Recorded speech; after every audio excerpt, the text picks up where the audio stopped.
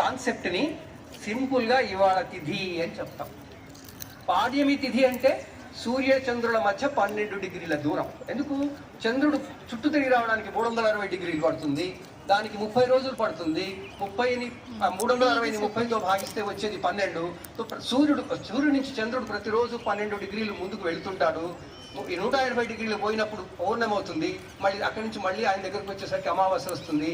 ఇలా 12 డిగ్రీల దూరాన్ని, సగటు దూరాన్ని క్యాలిక్యులేషన్ని మనం పంచాంగంలో తిథిగా చెప్తాం. మొదటి తిథి, రెండవ తిథి, మూడవ తిథి, నాలుగవ తిథి అని అంకెల్లో చెప్పింది సంస్కృతంలో చెబితే ప్రతిపద, ద్వితీయ, తృతీయ, చతుర్థి, పంచమి, షష్ఠి, సప్తమి అని. ఆ విధంగా మనకి 15 తిథులు వచ్చాయి. పున్నమ, అమావాస్య వచ్చాయి. ఇది తిథి అనే క్యాలిక్యులేషన్ జరిగింది. సో సూర్యచంద్రుల మధ్య దూరం 12 డిగ్రీలు ఉన్నప్పుడు నేను ఏం చేసుకుంటే నాకేమవుతుంది, ఈ టైంకి నేను చేస్తే నా పనులు అవుతాయా, నేను చేసేవన్నీ పర్మనెంట్గా ఏదైనా